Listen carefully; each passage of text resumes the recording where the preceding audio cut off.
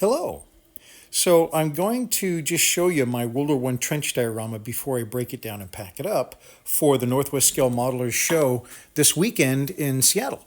So this is my WW1 Trench Diorama. It's still a work in process, or progress, I guess. It's not too far off. I just have some things to do, but I didn't want to rush through it. So it's just going to be a work in progress. So it's a World War One based diorama, year about 1916, late summer. So it's hot, but there have been some rains. So it's maybe August and there's been some showers. Down below, it's very warm. And here we have some Anzacs. And this area, I'm going to try to zoom in so I can get a better shot here. This area in here are Anzacs, and the Anzacs are in charge of basically all the tunneling. Even the vertical tunnel, the lowest level, all of that they've been in charge of. And what they're doing now is they're digging the last tunnel that they're in charge of here, which is on this side. Sorry, let me get over here. And what this is the tunnel face where they're going to be deploying this weapon that is being built below. So I'll zoom back out so you can kind of get a reference. This is the side of the diorama. This is the trench, and we'll get back to that. But down below that is the first sublevel, and that is where they're digging, and that has a mine face, and there's all kinds of. Let's see if we can get some better detail in there for you. Some guys doing some digging. So they are digging, and so they're doing just basic mine stuff. Back over here, also the Anzac area, you've got some guys here that are playing some cards. I'm going to make sure that focuses. And these two guys are the drivers of this vehicle up on the top. This armored car, it's a Lancaster armored vehicle. And so they are playing cards because they're on a break. And they're best friends, and they're both cheating. You can barely see in his arm, he's got a card. The other guy on his knee, he's pulling a card out from his pant leg. So they're having a great time. But that is the common room for the guys that are doing all the mining. And they, didn't do this exclusively, but in this unit, in my story, they did. So that's that level. So now what they're digging for is something that's being developed by Captain Livens. And we're going to look at him in a moment, but we're going to look at what he was developing. So down here on the lowest level, we have some guys, and there's a lot going on here, so I'm going to just start here. This right here is like a fuel cell, or where the fuel is pressurized for a large flamethrower. And so these tanks and things like that, and this is built to scale, these tanks are delivering fuel to a flamethrower. So as we come around the corner here, this is the test laboratory where this is being developed. Now, this is pure fantasy. Of course, they did this above ground, not in the trenches or underneath the trenches in France. But in my story, it is. So it's kind of I wanted a, like a James Bondish kind of thing. So in here, they're assembling this. And this is the Livens large gallery flame projector. So this is the head of it, or the nozzle, I guess you could call it. And what I'm simulating here is that they're down below and they're testing and making sure this thing works and doing all the mechanical design of it. And so they've just got a lot of different mechanical things down in here that they're using to build this thing right here. Now, one thing that's true about the Livens Large Gallery Flame Projector is it was developed in a number of months, within a year. I don't know the exact number of months. I want to say 8, but it was developed within a year. So they were scrambling to get this thing done. So that is on the bottom level. So that in there is where they're testing it. Here is the fuel cell. Now, in conjunction with that, they've got just some mine operations, and that's what we have here. If you look, This is a guy, and he's on a pump. So he's doing some hand pumping. But beyond him, and I don't know if it's going to do very well with this, but beyond him, there is a listening post. And what they would do is they would set up listening posts in the tunnels and use a geophone. And they're listening for other tunnelers because they weren't the only ones tunneling. After tunneling became understood and known, then the other forces, the German forces, started tunneling back, and so they were trying to listen for that. So that's what's going on down there. Now, what we haven't looked at is over on this side, because this side is Captain Livens' lab, and this is where Captain Livens, the guy that actually developed this thing, and really did in 1916, he's supposed to be up here. Now, he's up there, and what he's doing is he's talking to a local French commander just about this, and it's supposed to be like a heated discussion. They're not supposed to be agreeing.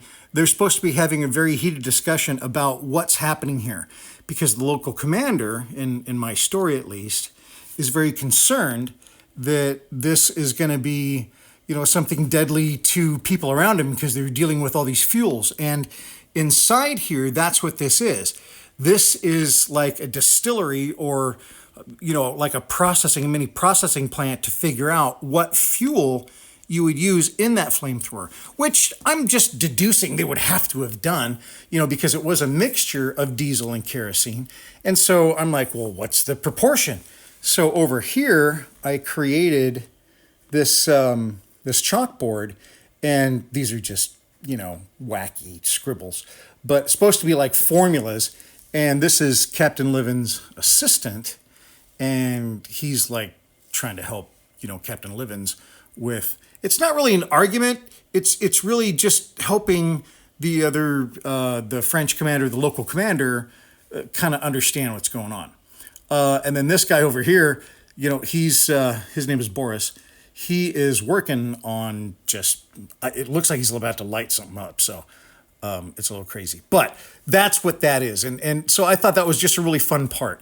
And I don't know, but I seriously doubt they would have like a 2-story underground, place during World War I. But that's what this is. This is a fantasy. It's based on fact.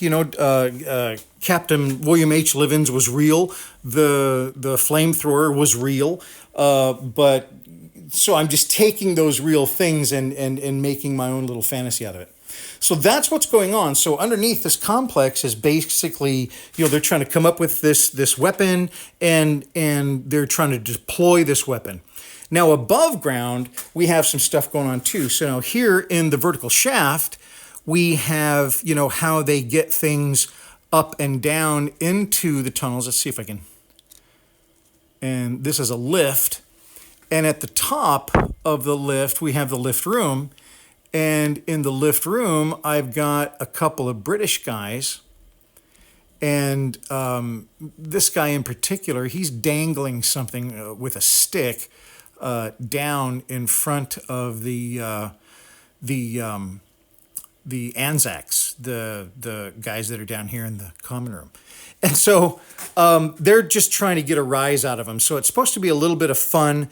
And, been in the military under stressful situations, though I was never in combat. I was in the peacetime military. That's just one of the things you do. I'm trying to get a shot in there. But anyway, there's a lot of stuff going on there. It's a lot easier to see, when you're looking at it. Now, when I finally did that, and basically what I'm showing you is how I built it. Because when I built this, I started on the top, got kind of the superstructure going, and then I built from the bottom up.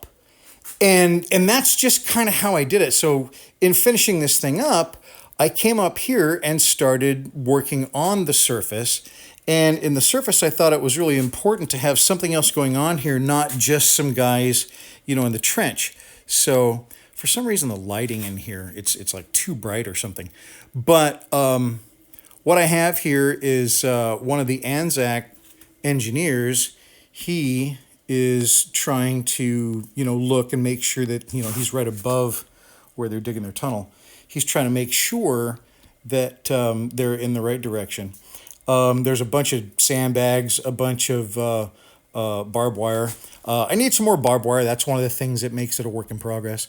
Down in here, and I'll see if I can focus in, there's also a little medic area. It's like a medic station where they bring people that they can get, medic, out to a field hospital. And so, sorry, I'm trying to get this down here. So if you look through here, you can see there is a patient in there. Sorry, this is really wonky. There's a patient in there, and he fell out of a balloon. So they did use balloons in World War I as observation, and so that's my story. I'm sticking to it. But you can see a little bit more over here. This is the medic for the medic station area. And then finally, on top, I wanted to simulate, as best I could, some of the battlefield, how messed up it was. And so I did a lot of that. So anyway, this is what I wanted to do, for a long time is kind of give you an overall shot. Oh, sorry. Below all of this, I've got this cherry display stand, and I put these guys in here. Now, these are Germans. These are German guys coming through the tunnel. There's 3 of them. And the front guy here, he's got a couple of axes, like trench axes. And I tried to do the tunnel completely different, and I used different colored lighting to kind of designate it different. So yeah, that was a heck of a lot of fun. And like I said, I wanted to kind of do kind of a more of an explanation, a little walk through what's going on here, what everybody is doing here, and give you something to look at a little bit. So it will be at the Northwest Scale Modelers Model Mania Show at the Museum of Flight this coming Saturday and Sunday. We go tomorrow and do our load-in tomorrow afternoon, evening. And so it will be there. And my other dioramas, sorry, they're in boxes. Can't show you what I'm taking. But it's basically the stuff that I've finished here over the last couple of years. And so I think it's going to be an awful lot of fun, and I hope you can make it. If you do watch the channel, if you do watch my videos, I'd certainly love to say hello. Please stop by. I'm going to be there the whole time. I think I got a lunch on Saturday, but the rest of the time I'll be there, and I'm actually presenting on Sunday, talking about how to modify figures, because I did a heck of a lot of that in this. I did a lot of modifying of figures. So I think it'll be a lot of fun. So I hope you're doing well. I sure am. And I hope to see you at the Northwest Scale Modelers Model Mania Show this weekend. We'll see ya.